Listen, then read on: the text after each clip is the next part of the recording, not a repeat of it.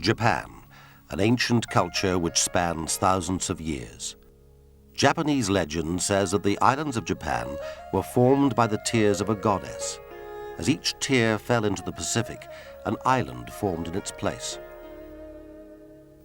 In peaceful times, Japan was an elegant land of water gardens, cherry blossom, and poetry.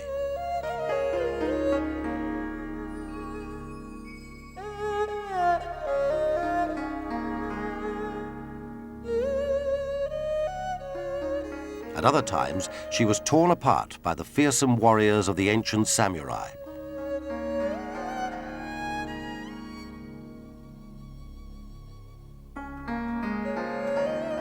These men, much feared, were also revered as the most powerful people in Japan. Its history reveals an incredible story.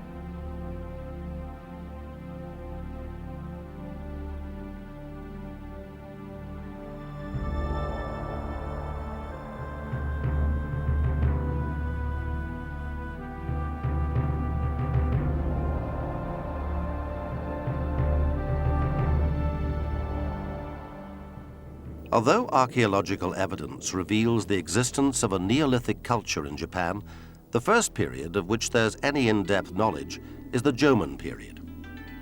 This stretches way back from 10,000 BC up to 300 BC, when the land was peopled by nomadic hunter-gatherers. The Yayoi period, which followed, led to a major transformation in Japanese culture, with the development of new tools and water control systems. This made wet rice cultivation possible, changing the face of the land forever. The hunter-gatherers became settled farmers who formed small communities. In turn, distinct political groups began to form. Japan entered a new phase with the tumulus period of 300 AD. A clear break with the Yayoi culture happened as political and social institutions developed rapidly. During this age, huge earth and stone tomb mounds appeared along the coast. They were called tumuli, hence the name tumulus period. These housed the dead rulers of various independent kingdoms. As time went by, one clan based in the Yamato Plain area emerged as more powerful. By the 6th century, the Yamato Sun line controlled the hierarchy of clans, and subsequent emperors descended from this line. Buddhism arrived in Japan from Korea in the 6th century, during the Asuka period. Emperor Yomei and all succeeding emperors were Buddhists.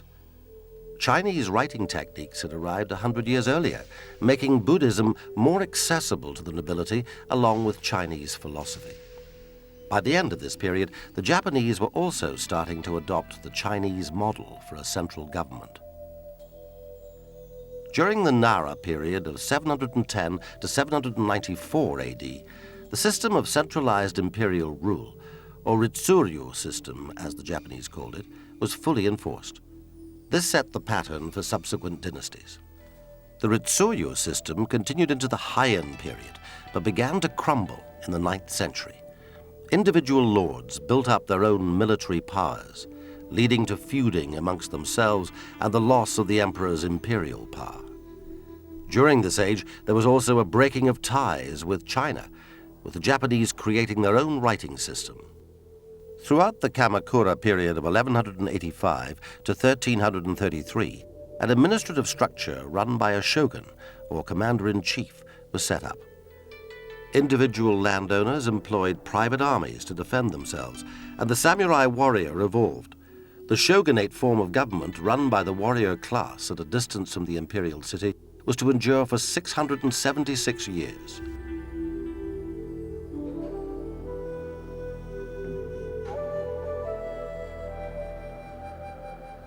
The cult of the samurai continued from this period in Japanese history right through to the 20th century. By the outbreak of the Second World War, the Japanese army still lived by the code of the samurai. This fanatical, devout code, combined with the cult of emperor worship, produced an aggressive fighting spirit which conquered huge swathes of the Pacific in early 1942. In less than a year, Japan had gained control of East Asia and the Western Pacific. This occupation was brutal, and the roots of its discipline lay in the cult of the samurai. Eventually, the tide would turn against them, and with that bitter defeat, the last real links to an ancient tradition were finally swept aside. But it did not die so easily.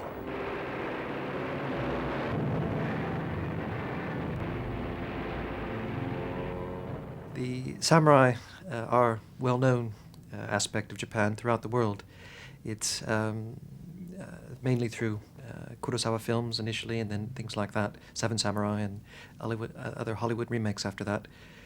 The word itself comes from the verb samurao, which actually means to serve.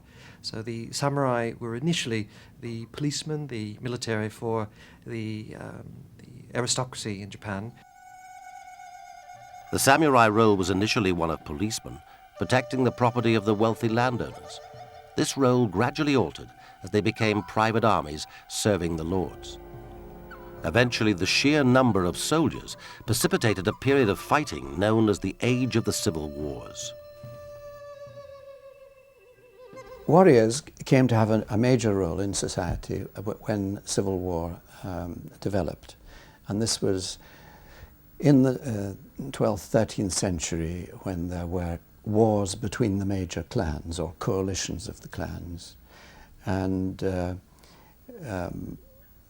obviously the daimyo fighting it out had to place a premium on the warriors.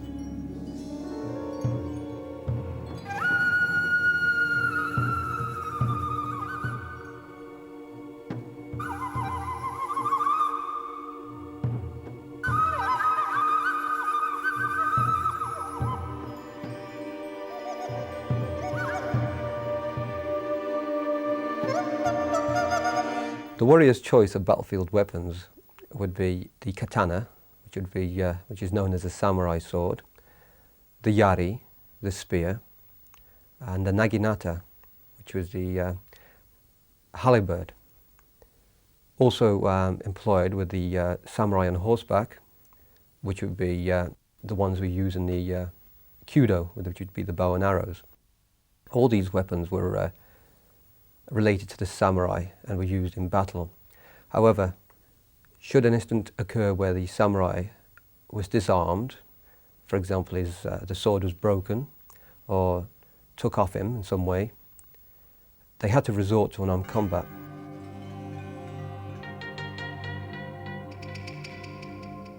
Unarmed combat was a necessity. It was kill or be killed, and they had to really rely on their unarmed combat skills, which over the years has now developed into a very effective self-defense means. In order to service the samurai and the armies of the daimyo, of course, there were large craft industries. When I say large, I mean that they were little local workshops, but they covered a large number of activities. Samurai very often was a soldier on horseback, and so in preparing him for war, you had, of course, to prepare his horse, and so most of the castle towns did have provision for smiths and for preparing things, leather goods for the horses. So all in all, the activity of war and the samurai society did give industrial employment in a society which was broadly agrarian.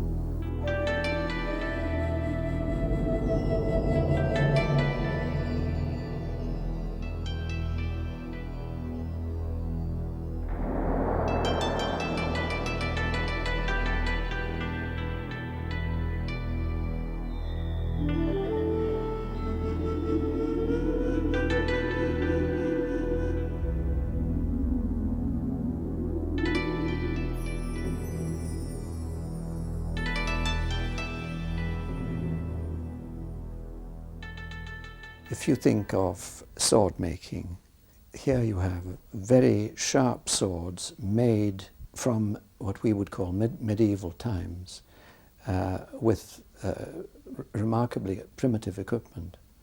And even experts in the field today, I think of them as excellent by world standards.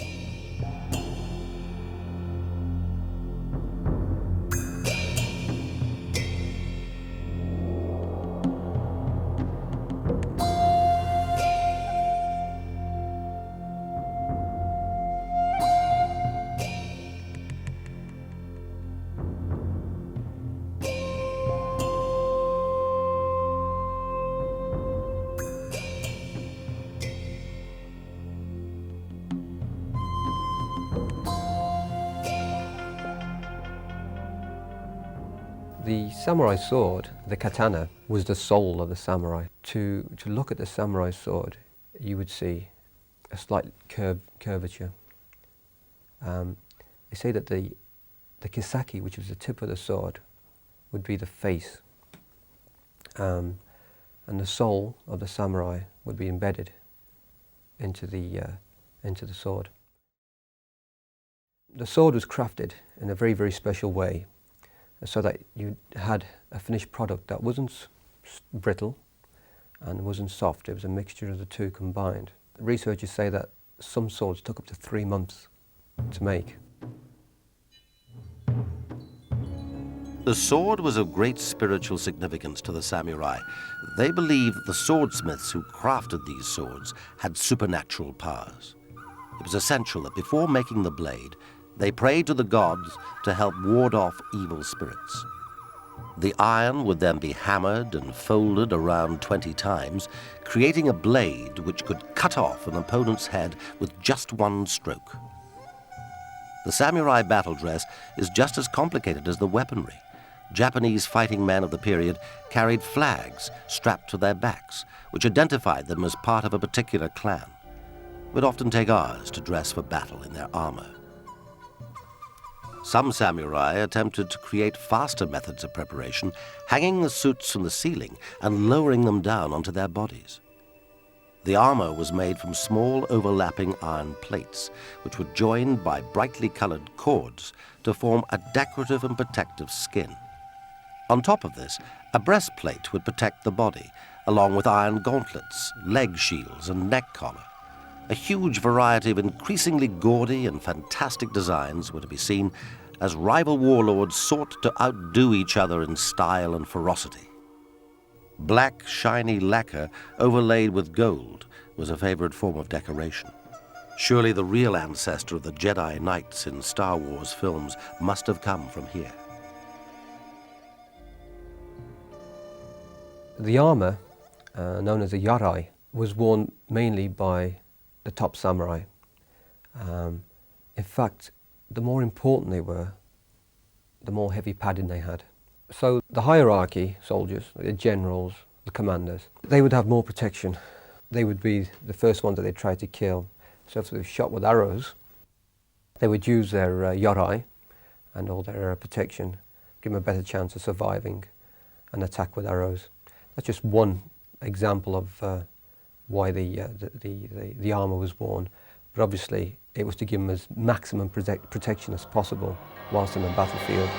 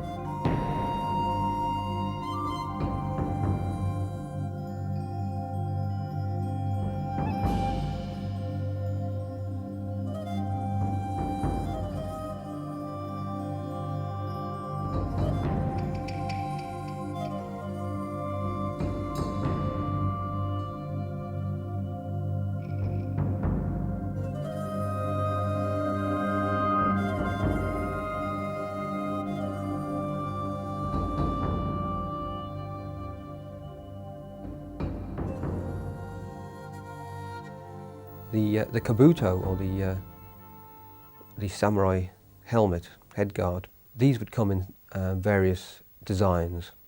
There was no real specific design. Each clan had their own distinguished pattern or design. Some would have horns. In fact, the more scarier and evil looking they were, the better.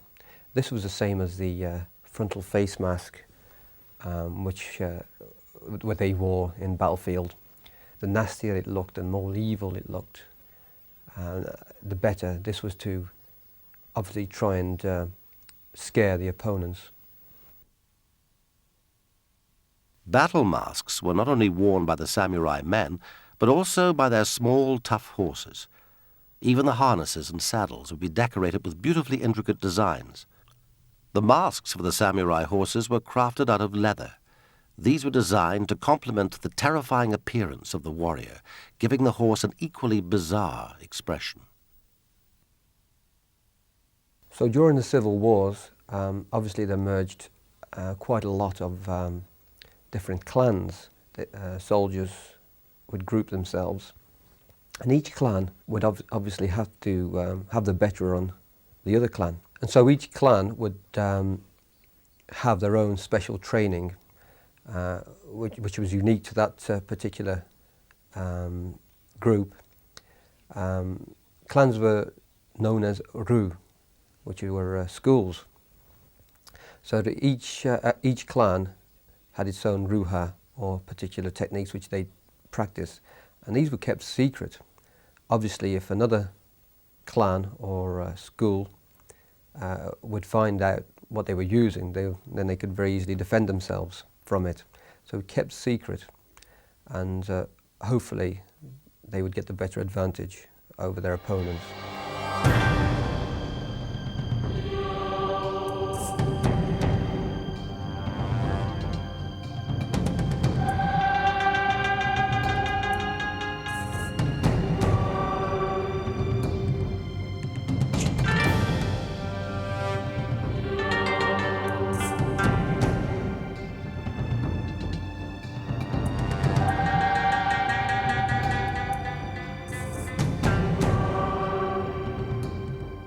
It was argued that the samurai had a right to rule because of virtue, and that meant that one had self-discipline and was not after profit, therefore was into service, was loyal, and also that one was studied and learned and became scholarly in a sense of pure in that way, virtuous in that way. So this was one aspect of the cult.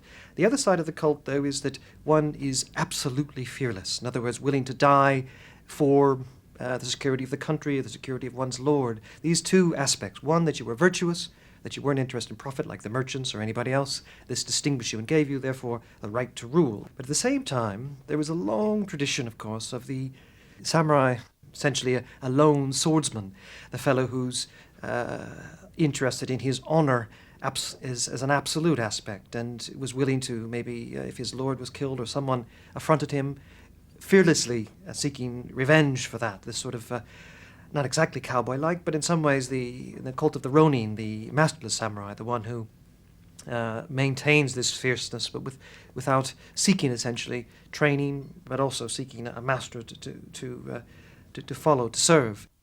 Japan was frequently shaken not only by the warring lords and samurai, but also by the forces of nature. The Japanese archipelago is directly over one of the most seismically active areas in the world. Nature sent not only earthquakes, but typhoons and severe rains, causing flooding and landslides. This meant constructing buildings which could withstand such forces.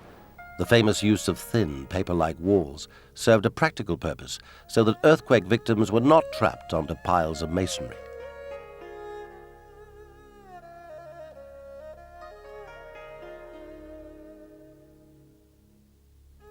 Gradually, it evolved into a more decorative style, using more robust materials. The fact that Japan has the world's oldest and largest wooden buildings suggests that Japan had considerable success in outwitting the elements. Common architectural features can be found throughout the country, despite the great variety of climates. Most constructions basically consist of a box with a large roof, which is sometimes over 1/2 of the total height of the structure. Straight lines dominate Japanese architecture, and curves only tend to appear on roofs and eaves. Chinese architecture and city plans were adopted in the 6th century. Buddhism also arrived in Japan in AD 552, bringing with it a host of architectural and cultural features. Religion in Japan, both in those days and now, is different in concept from what we're used to in Western Europe, in the sense that you do not necessarily believe only in one religion, that the concept of religion is much more flexible. And so most Japanese now and in those days could describe themselves as believing both in Buddhism and in Shinto. Now, the focus for Shinto was the emperor in Kyoto, and he performed various rituals to that end. Buddhism was divided into a number of sects. Some of these sects were evangelical and were missionary sects. Others were much more dormant and you might say academic and spiritual.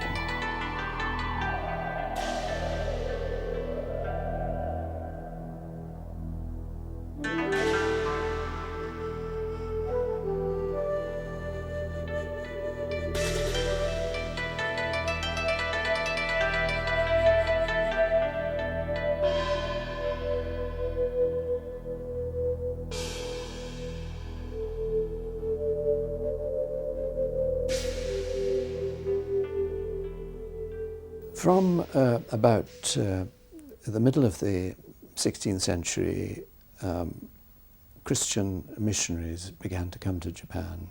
They were initially Jesuits. They brought with them a certain amount of technical know-how from Europe of the day, especially the knowledge of gunpowder, which was totally new to the Japanese at that time. One can understand that in the context of the Civil War which was going on, a knowledge of how to make gunpowder gave all the military leaders a considerable advantage. So there was what you might call a missionary craze at that time, that there was a fascination with the missionaries for the message that they brought, but also for the technology which they brought. But it soon became apparent to the Japanese that the missionaries were themselves divided between the Spanish and the Portuguese, and along later came the Dutch and the English, namely the Catholics on the one side and the Protestants, and the fact that they were bitterly divided. And the Japanese began to realize that this could be a danger, because all these four powers were expansive powers, and that they might at the end of the day have a desire to invade and take over Japan. And so from early in the 17th century they began to impose restrictions on the missionaries and their converts, and later on, from the middle of the century, they positively excluded missionaries. That meant that from 1650 or thereabouts, Japan had really only one contact with the outside world, that is the world of Europe, and that was through a small enclave called Deishima, an island in the island of Kyushu. And there they allowed a Dutch colony to continue to trade and to teach Japanese things like medicine. And most Japanese ports also had vessels going to China.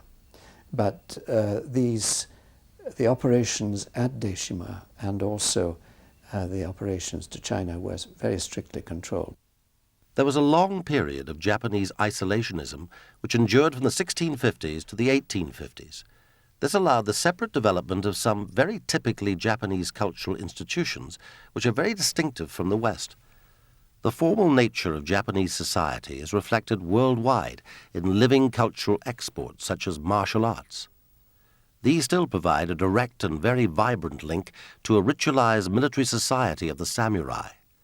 Its roots can still be traced in the precise discipline and lethal grace of this most Japanese of traditions.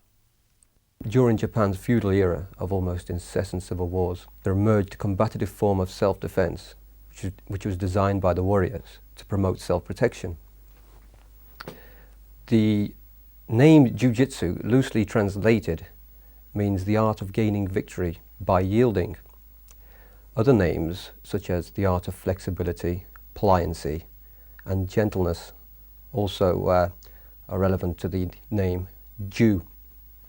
It is said that jiu-jitsu was forged out of necessity and tempered in the heat of battle. Thus, it became known as a legendary fighting art, a real battlefield martial art, which was used by the samurai warriors.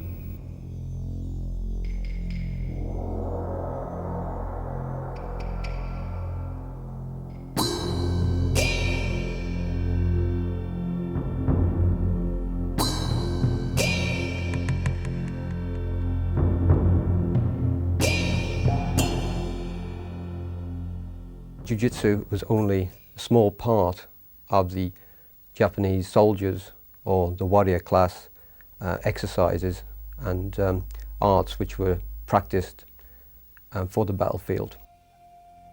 Ordinary peasants had very little power or freedom in Japanese society. The samurai were at the top of the hierarchy, and only a son of a samurai could become a samurai. The samurai could kill an ordinary person for the slightest reason, without the need for any explanation. Administration of the land was still at this stage firmly in the hands of the daimyo, the separate lords. Each daimyo became what he was by right of conquest, using their powerful armies of samurai to improve their position.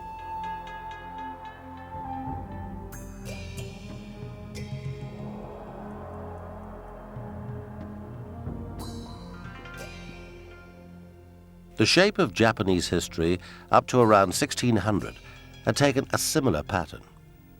A power vacuum was created by the death of the leader Nobunaga in 1598, who only left an infant son to inherit. The political situation was not resolved until 1600. A famous warrior called Tokugawa Ieyasu managed to defeat a coalition of lords from the western area of Japan. This famous battle is known as the Battle of Sekigahara. It made Ieyasu the de facto ruler of the country. He was not simply a regent, but a member of the Minamoto, the shogun family. After consolidating his power, he was faced with the difficult task of creating a viable system of government out of the conflict of a decentralized administration system and his own strong central power. There were various successive samurai groups that controlled the center of government from that time, from around 1200 and through the 16th century, various periods of stability and instability, civil war, as most countries, of course. But then from 1600, the Tokugawa family was victorious in a major battle, probably one of the world's most interesting battles in terms of military history, because it was one of the first major battles actually won by the musket. The Battle of Sekigahara enabled Tokugawa Ieyasu to secure primacy over all contenders. And this began the era of the Tokugawa rule. And how he did it was that he created his own family as shogun, which really only means military leader. Now, up till that time, the nominal head of the country had been the emperor in Kyoto. And in order to detach himself and his family from Kyoto, he moved the capital away from middle Japan, the Japan of Kyoto and Osaka, and moved it to Edo, Tokyo. Strangely enough, he did not try and get rid of the emperor. He accepted him as a spiritual head, and he addressed him always with total respect, if not veneration. On the other hand, he always kept spies from the shogun bureaucracy in Kyoto. Tokugawa was most interested in security because they had actually gained their power by betraying the previous family and taking over. So they were interested in stability.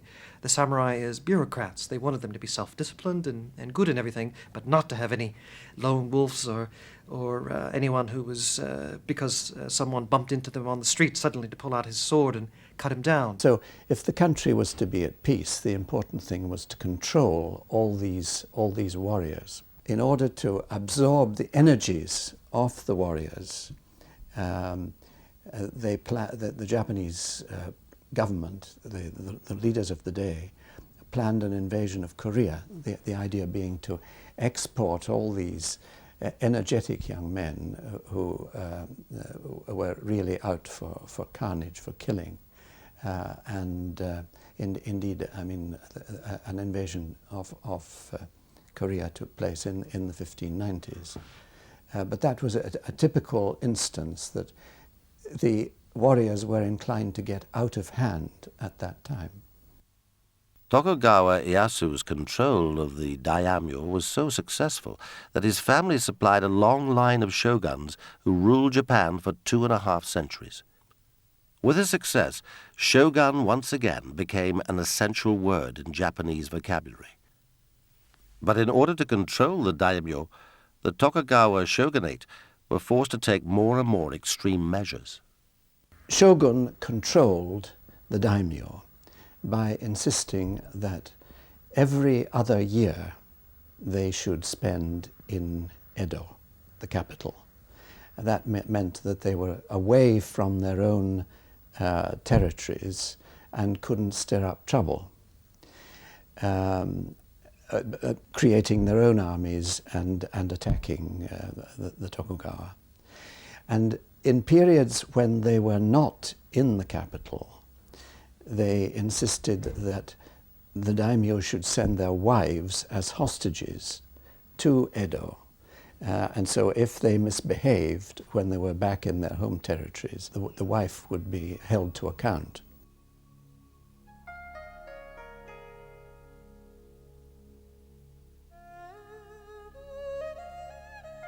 Women were traditionally used by the samurai for the service of political marriages, or seriaku kekkon. These helped to cement clans in different alliances. The political marriage was such a powerful weapon that Tokugawa Ieyasu banned it on his rise to power. Sometimes the woman's own clan would expect her to spy on her husband's family, putting her life at great risk. It was quite acceptable for a husband to take concubines, but his wife was expected to be completely loyal to her lord. If she was found guilty of adultery, it was her husband's duty to kill her. The concubines fared just as badly, being no better than servants. Foot binding, the deliberate breaking of bones, leading to painful deformation of the feet, was one of the indignities suffered by women right up until the turn of this century. Small feet were believed to be more beautiful, but binding masked a more sinister motive, one of actually constricting women's movements. Japanese gardens reflect all the harmonious aspects of society with a sense of ordered, elegant formality. In times of peace, gardens were considered fashionable places for the samurai to relax, deep in contemplation and writing poetry. The gardens included a balance of water, stones, and bridges, and their formal nature still reflects Japanese society today.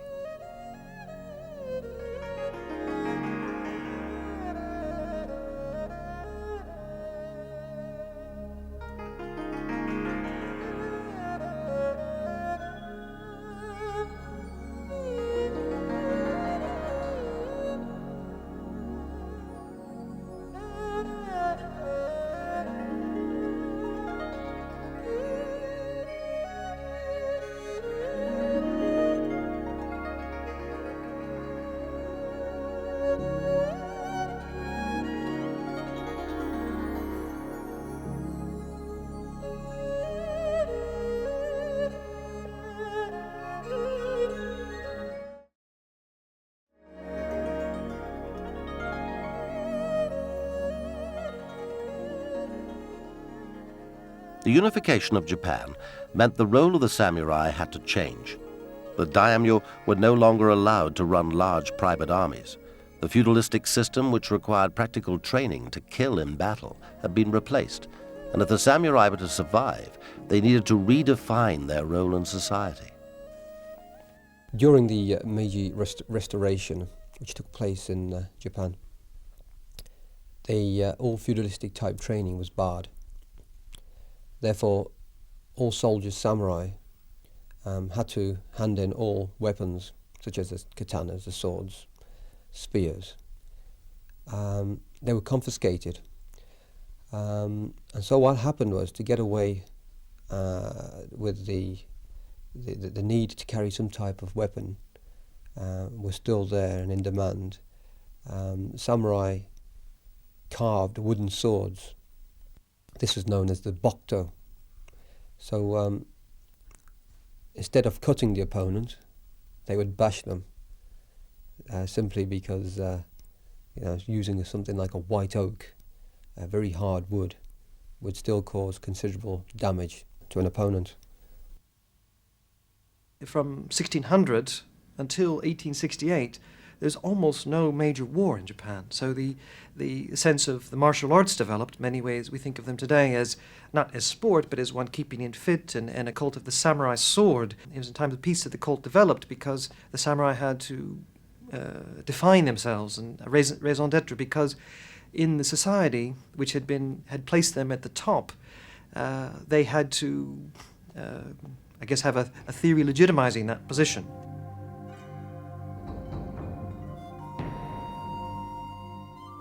During this period, called the Edo period, the samurai became an urban class, moving from the country into the castle towns and cities. Although they only represented 7% of Japan's population, within the towns they made up at least 70% of the community. The side effect of the samurai being forced to neglect their martial arts was that the old craftsmen, such as swordsmiths, saw a severe decline in their trade. The economy of the castle towns flourished, however, as the samurai adapted into their new environment. Over that period of 2.5 centuries, the class structure changed, or at any rate the power which each of these groups had changed. At the start, it was still a feudal situation in a situation of warfare or potential warfare.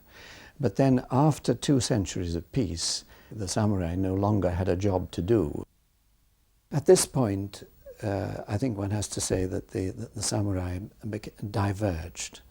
There were those who rose to the top and adapted themselves to a new role, and that role could be as administrators or as school teachers. On the other hand, many of them really were unable to adjust to their new role, tended to become drunkard, and so one of the images you get of samurai in the 18th century is of layabouts who just go around in these castle towns and are frequently to be found in the brothels. A great decline from the high days of Bushido and the cult of the warrior.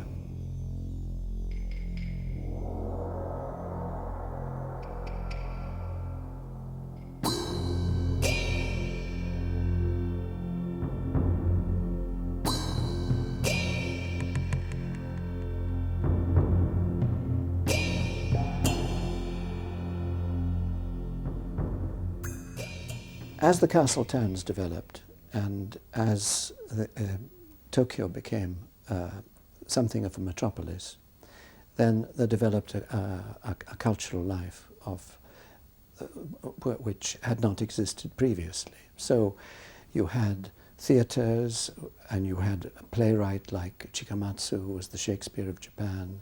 You had a group of poets who are even now regarded as quite distinguished.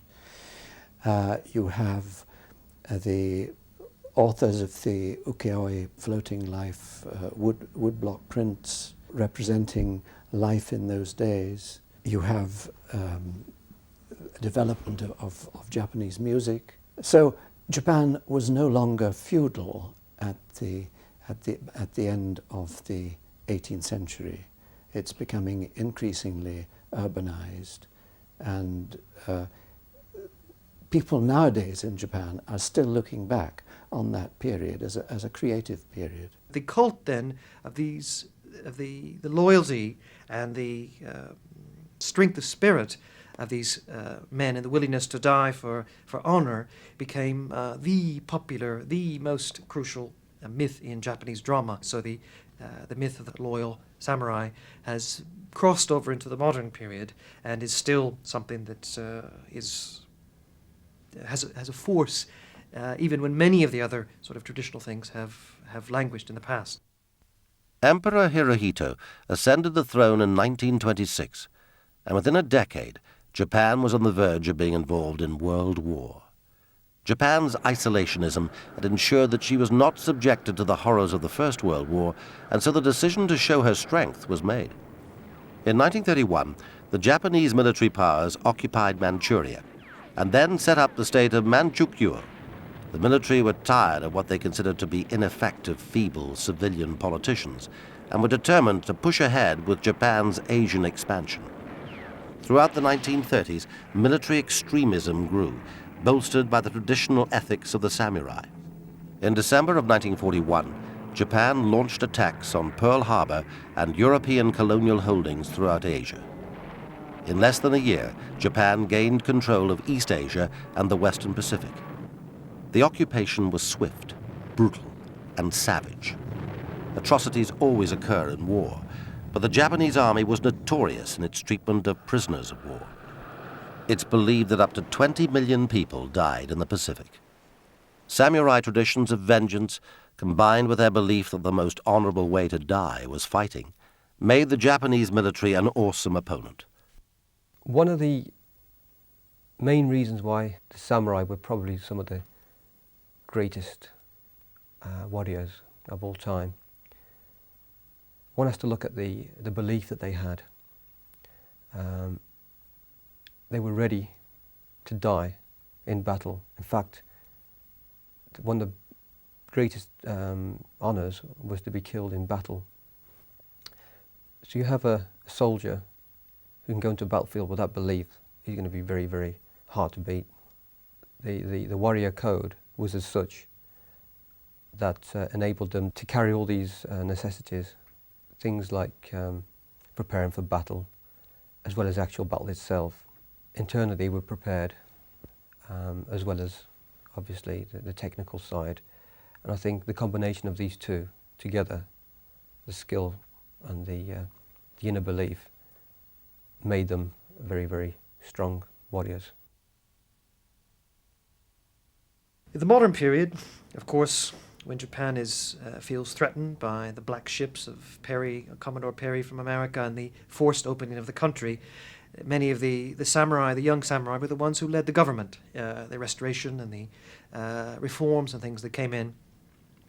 And the cult of within the military, both the Navy and the Army, were in many ways, especially in the pre-war period, based on these traditional ideas of the warrior as someone absolutely serving the nation. And with the rising cult in the late 19th century, focused back again on the emperor and absolute loyalty to the emperor. By 1943, there were signs that Japan's situation was reversible, with its army losing fierce battles in the Pacific. Germany surrendered in 1945, but Japanese leaders stubbornly refused to follow suit. That August, the ultimate weapon of death, the atomic bomb, was dropped on Hiroshima and Nagasaki. The Second World War ended 1 week later. The unconditional surrender of Japan was broadcast by Emperor Hirohito. It was the first time his country heard his voice. Japan lost its emperor's claim to divinity, its empire, and its army.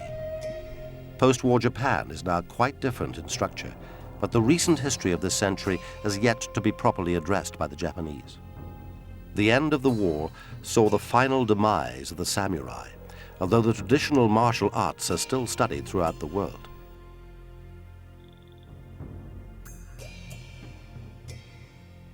There's also a great legacy of Japanese art and architecture, highly coveted by art connoisseurs.